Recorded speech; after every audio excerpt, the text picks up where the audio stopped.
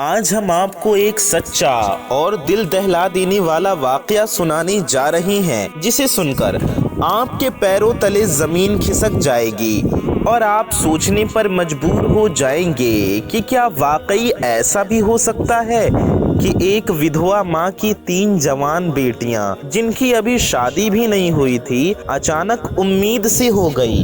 نہ ان کا باہر آنا جانا تھا، نہ کسی سے میل جول۔ پھر سوال یہ پیدا ہوتا ہے کہ آخر وہ کون ہے جس نے یہ سب کیا؟ کیا وہ ان کا اپنا سگا باپ ہے، یا کوئی سوتیلا بھائی، یا شاید چاچا یا ماموں یا خالو، یا کوئی اور قریبی رشتہ دار جس پر بھروسہ تھا، جو گھر کا فرد تھا اور جسے کبھی ایسی امید نہ تھی۔ یہ واقعہ ایسا ہے جس نے پورے گاؤں کو ہلا کر رکھ دیا، گھروں کے در و دیوار تک کانپ اٹھے۔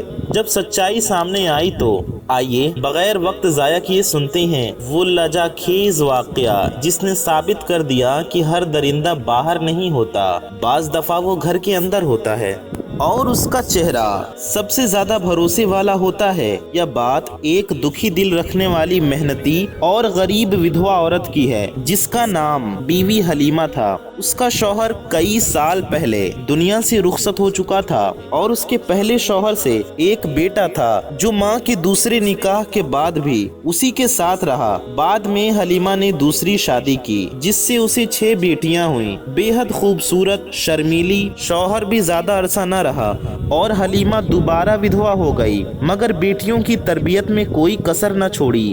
بیوی حلیمہ اپنی 6 بیٹیوں کے ساتھ ایک چھوٹے سے کچے گھر میں رہتی تھی، محنت مزدوری کرتی، گھروں میں برتن مانجتی، لوگوں کے کپڑے دھوتی اور دن بھر کی محنت سے ملنے والا تھوڑا سا کھانا اور پیسہ ہی ان سب کا سہارا تھا۔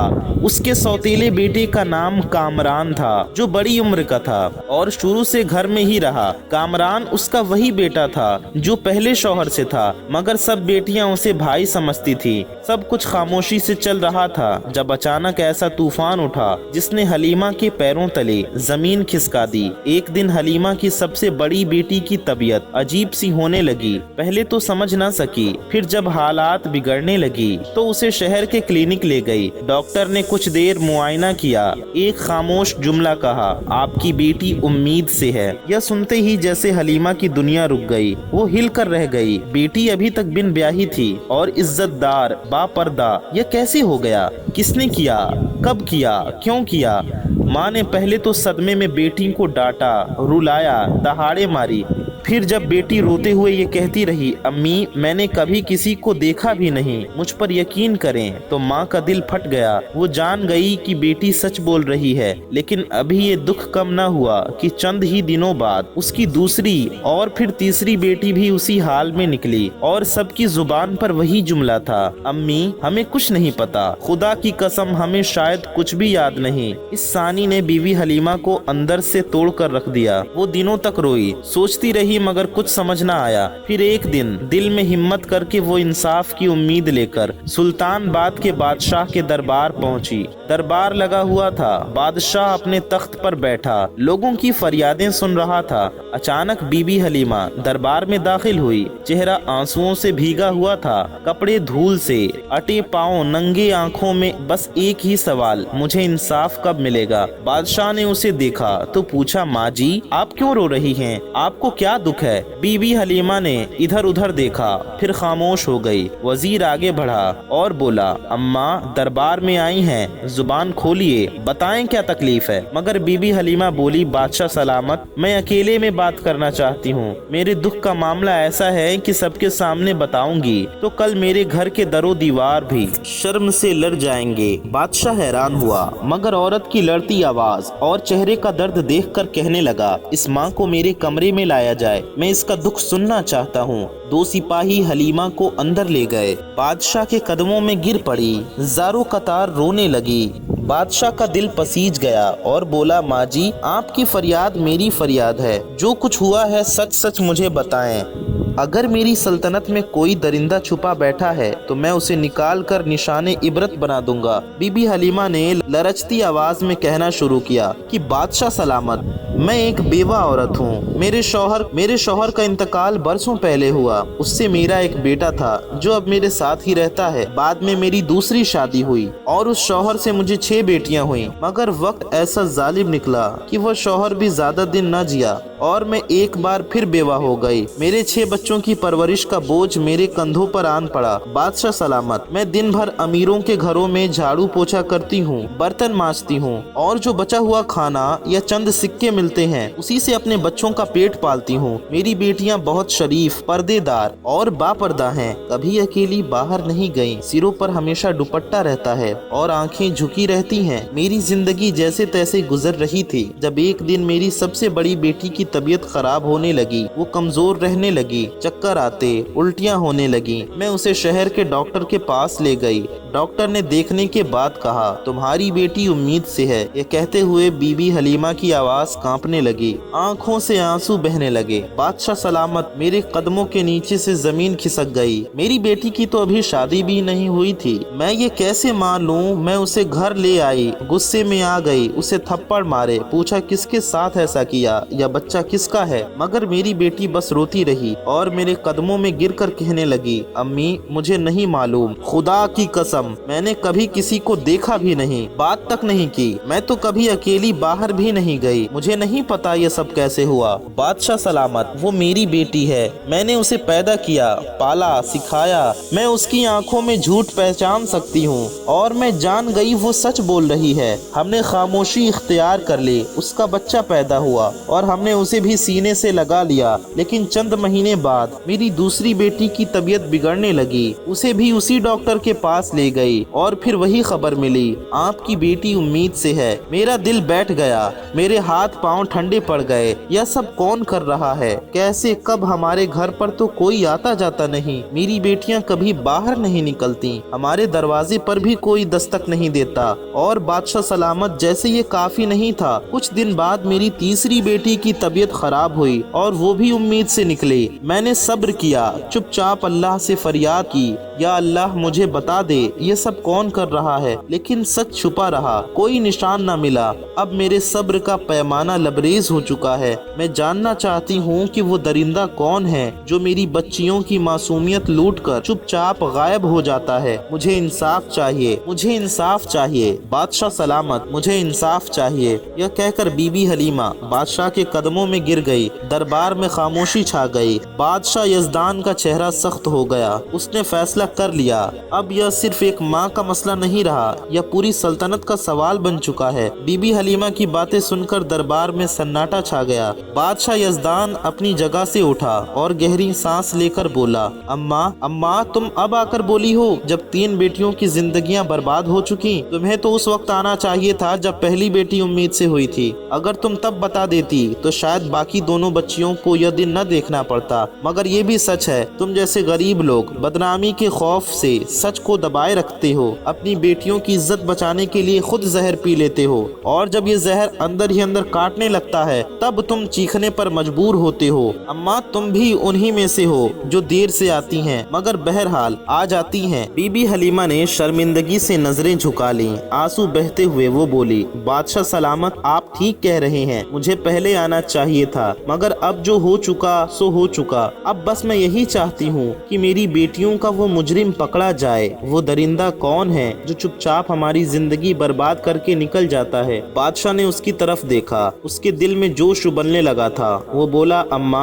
अब ये मसला तुम्हारा नहीं, मेरी सल्तनत का है और जब तक मैं जिंदा हूँ किसी दरिंदे को ये इजाजत नहीं कि वो गरीब, लाचार और पाकीज़ा औरतों पर जुल्म करे और सजा से बच जाए। मेरा ईमान है कि अगर मेरी सल्तनत में एक माँ भी बेबस हो तो मेरी बादशाही पर लानत है। तुम अब जाओ, आराम करो, अब तुम्हारा दुख दर्द मेरा दर्द है। बीबी हलीमा खामोशी से अपनी चादर संभालती हुई आंखों में आंसू लिए वहाँ से रवाना हो गई। बादशाह यजदान दरबार में आया और फरियादें सुनने लगा, लेकिन उसका दिल और दिमाग सिर्फ एक ही बात में उलझा हुआ था।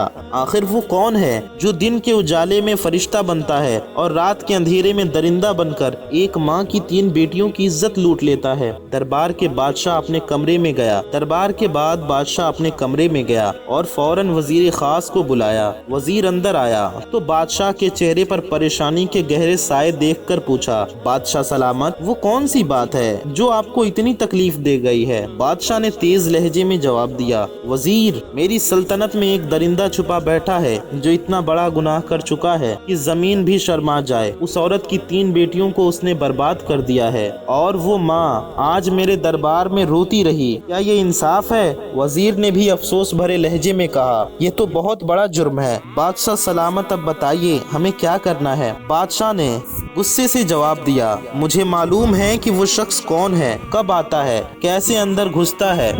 وہ دیمک کی طرح اس گھر کو کھا رہا ہے اور ہمیں اسے بے نقاب کرنا ہوگا۔ وزیر تھوڑا سوچنے لگا، پھر دھیرے سے آگے بڑھا اور بولا، بادشاہ سلامت، دیواروں کے بھی کان ہوتے ہیں، میری ایک تدبیر ہے لیکن میں اسے سب کے سامنے نہیں بتانا چاہتا۔ بادشاہ نے گردن جھکا کر کہا، میرے قریب آؤ اور جلدی بتاؤ۔ وزیر نے آگے بڑھ کر بادشاہ کے کان میں ایک حکمت عملی بتائی، ایک ایسا طریقہ جو نہ صرف چپ چاپ جال بچھائے گا بلکہ درندے کو اس کی حرکت کرتے ہوئے رنگے ہاتھوں پکڑ لے گا۔ بادشاہ نے فوراً حکم دیا، جاؤ اور فوراً عمل کرو۔ اسی رات وزیر خاموشی سے ایک کتا ساتھ لے کر بی بی حلیمہ کے گھر پہنچا۔ دروازہ کھٹکھٹایا، بی بی حلیمہ نے دروازہ کھولا تو حیرت سے بولی، وزیر صاحب، آپ اس وقت؟ وزیر نے سنجیدگی سے جواب دیا، اماں، جو دکھ آپ بادشاہ سلامت کو سنا کر آئے اس کے بعد وہ رات بھر نہ سو سکے۔ ہم اب یہ درندہ تلاش کریں گے، بس تھوڑا سا وقت دینا ہوگا۔ وزیر کے ہاتھ میں بندھا ہوا کتا دیکھ کر بی بی حلیمہ حیرانی سے بولی، وزیر صاحب، یہ کتا کیوں لائے ہیں؟ آپ کیا کریں گے اس کے ساتھ؟ وزیر نے نرم مگر سنجیدہ لہجے میں جواب دیا، اماں، مجھے بس گھر کے اندر لے چلیں، سب کچھ سمجھا دوں گا۔ بی بی حلیمہ نے دروازہ کھولا، وزیر گھر کے اندر آیا اور دھیرے سے کہنے لگا، آج رات ہم اسی کتے کی مدد سے اس درندے کو بے نقاب کریں گے، بس تم سب کو خاموش رہنا ہوگا، کوئی آواز نہیں نکلنی چاہیے، جیسے تم جانتی بھی نہیں کہ کچھ ہو رہا ہے۔ اگر ہماری چال کامیاب ہو گئی تو ہم اس ظالم کو رنگے ہاتھوں پکڑ لیں گے۔ یہ کہہ کر وزیر نے کتے کو گھر کے صحن کے باہر اس جگہ باندھ دیا جہاں سے چھت پر کوئی کود سکتا تھا۔ پھر اس نے سب کو سمجھایا، آج رات کوئی بھی چیخے گا نہیں، صرف دیکھنا ہے، برداشت کرنا ہے۔ ہم نے اس کتے کو اس لیے رکھا ہے کہ جیسے ہی وہ درندہ گھر میں داخل ہوگا کتا اس پر بھونکنے لگے گا اور ہمارے سپاہی فوراً حرکت میں آ جائیں گے۔ وزیر نے 2 محافظوں کو حکم دیا کہ وہ گھر کے ارد گرد چھپ کر پہرا دیں۔ بی بی حلیمہ اور تینوں متاثرہ بیٹیوں کو تسلی دے کر وہ وہاں سے واپس چلا گیا اور سیدھا محل جا کر بادشاہ کے سامنے پیش ہوا۔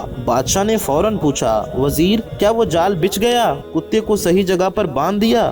وزیر نے سر جھکا کر کہا، جی بادشاہ سلامت، سب ویسا ہی کر کے آیا ہوں جیسا آپ چاہتے تھے۔ اب اگر وہ درندہ آج بھی آیا تو وہ بچ کر نہیں جا سکے گا۔ بادشاہ نے گہری سانس لی اور بولا، وزیر، مجھے نیند نہیں آ سکتی جب تک اس ظالم کو اس کی سزا نہ دے دوں۔ میرے راج میں مظلوم عورتیں روئیں یہ میں برداشت نہیں کر سکتا۔ رات ڈھلنے لگی، پورے گاؤں میں سناٹا چھا چکا تھا۔ چاندنی کی روشنی میں خاموشی اور خوف بکھرا ہوا تھا اور پھر آدھی رات کے قریب بی بی حلیمہ کے گھر کی چھت پر ایک سایہ نمودار ہوا۔ ایک شخص دبے پاؤں آیا، چھت سے نیچے کودا اور صحن میں اتر گیا، مگر اگلے ہی لمحے کتا اس پر زور زور سے بھونکنے لگا۔ آواز اتنی تیز تھی کہ نہ صرف بی بی حلیمہ اور اس کی بیٹیاں جاگ گئیں بلکہ آس پاس چھپے سپاہی بھی فوراً چوکنے ہو گئے۔ بی بی حلیمہ دل تھام کر بیٹیوں کو قریب کر کے بیٹھ گئیں۔ وہ آ گیا، وہی درندہ۔ اس کے دل کی دھڑکن تیز ہو گئی۔ سپاہی دوڑ کر اندر آئے۔ وہ نقاب پوش شخص جو اندر آ چکا تھا چیخ پڑا۔ وہ بھاگنے لگا لیکن سپاہیوں نے اسے دبوچ لیا۔ اس کے ہاتھ مروڑ کر زمین پر لٹایا گیا۔ اس کے چہرے پر کالا کپڑا بندھا ہوا تھا۔ وہ اپنی شناخت، اپنی پہچان چھپانا چاہتا تھا، لیکن جب سپاہیوں نے اس کا نقاب کھینچا تو بیوی حلیمہ اور اس کی بیٹیوں کی چیخیں گونج اٹھی۔ ان کی آنکھیں پھٹی کی پھٹی رہ گئی، جیسے ان کا دل بھی رک گیا ہو۔ وہی وہ شخص کھڑا تھا جس پر کبھی وہ پوری طرح سے بھروسہ کرتی تھی۔ وہ ان کا سوتیلا بھائی تھا جو ان کے گھر میں ان کے ساتھ پلا بڑا تھا اور جسے وہ آج تک اپنا अपना भाई समझती थी। सुबह का वक्त था और बादशाह का दरबार सज चुका था। वो मुजरिम अब हथकड़ियों में जकड़ा हुआ था, सिर झुकाए हुए दरबार में दाखिल हुआ और घुटनों के बल बैठ गया। उसकी गिरफ्तारी से सभी लोग हैरत में थे और बीबी हलीमा अपनी बेटियों के साथ खड़ी थी। अब वक्त था पर्दे को हटाने का और सच को सबके सामने लाने का। वह शख्स बादशाह के दरबार में घुटनों के बल बैठा था। उसका चेहरा काले नकाब से ढका हुआ था और हाथों में हथकड़ियां भी थीं।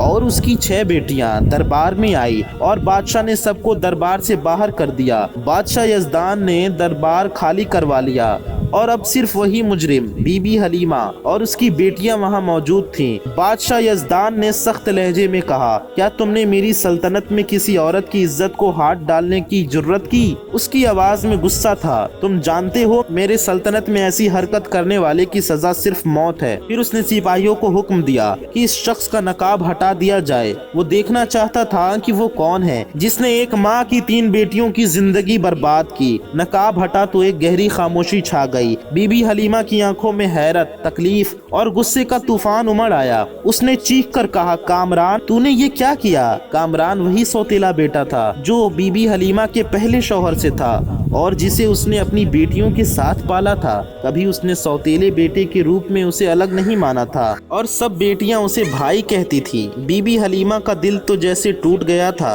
वो गुस्से में आगे बढ़ी और उसके मुंह पर थूक दिया। तुझे शर्म नहीं आई? वो चिल्लाई। तू उस बच्चियों का भाई था जिनके सिरों पर हाथ रखने वाला तू था। तू इनकी हिफाजत करने वाला था।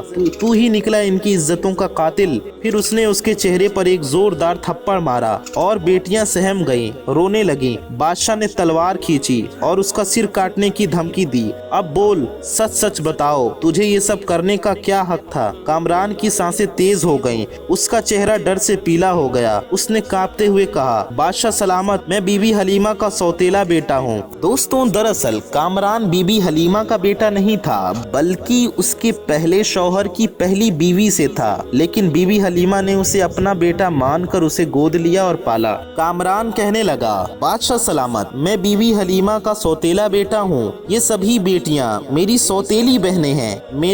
मेरे बाप का इंतकाल बहुत पहले हो चुका था और हलीमा ने मुझे भी अपनी बेटियों के साथ पाला। लेकिन अंदर से मेरा दिल नफरत और हसद से भरा हुआ था। जब बेटियाँ जवान होने लगी और उनकी खूबसूरती बढ़ी, तब मेरी नीयत खराब हो गई। मैं जानता था कि वे कभी मुझे अपना नहीं सकती, लेकिन फिर भी मैंने अपनी हवस को बढ़ने दिया। मैंने सोचा कि अगर मुझे मौका मिला तो मैं उन्हें अपनी हवस का शिकार बना सकता हूँ और कोई मुझे पकड़ नहीं सकेगा। इस तरह कामरान ने अपनी सारी गंदगी को बादशाह के सामने उगल दिया। लेकिन बीबी हलीमा और उसकी बेटियों के लिए ये सच कभी भी आसानी से कबूल नहीं किया जा सकता था। कामरान ने इकरार करते हुए सर झुकाया, मैं वो जड़ी बूटियां हकीम से लेता जो सूंघने से इंसान 4 घंटे के लिए बेहोश हो जाता है। रात के अंधेरे में मैं छत से नीचे उतरता, हलीमा और उसकी बेटियों को वो बूटियां सुंघा देता और सब बेहोश हो जाती। फिर मैं जिस बहन के साथ अपनी हवस पूरी करना चाहता था उस पर जुल्म करता,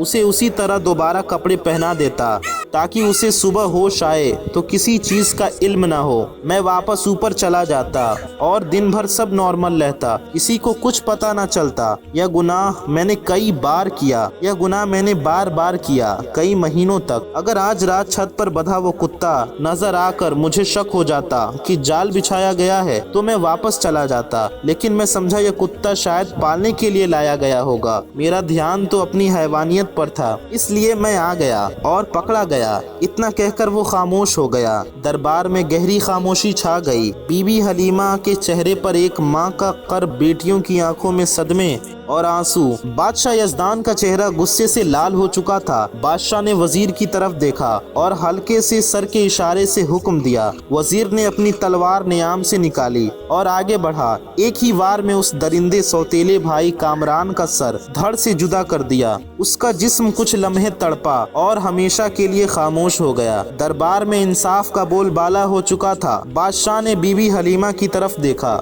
اور نرم لہجے میں کہا اگر تم پہلے آ جاتی تو شاید تمہاری 3 بیٹیاں یہ دکھ نہ جھیلتی، لیکن اب جو ہو چکا سو ہو چکا۔ میں وعدہ کرتا ہوں کہ تمہاری 3 بیٹیوں کو وہ خوشیاں دوں گا جن کی وہ حقدار ہیں۔ بادشاہ نے اپنے راج کے 3 بہترین نوجوانوں کا انتخاب کیا، نیک سیرت، عزت دار اور صاحب حیثیت، اور ان 3 بیٹیوں کی شادی کروا دی۔ جہیز، سونا چاندی، مال و دولت سب کچھ دیا۔ بی بی حلیمہ بادشاہ کے قدموں میں گر کر رونے لگی اور بار بار شکریہ ادا کرتی۔ بادشاہ نے اس کا سر تھام کر کہا اب جب تمہاری باقی 3 بیٹیاں اور جوان ہوں گی تو مجھے ضرور بتانا، میں ان کے لیے بھی عزت دار رشتے دیکھوں گا۔ میری سلطنت میں کوئی بیٹی اکیلی نہیں، ہر مظلوم ماں میری ماں ہے اور ہر بیٹی میری بیٹی۔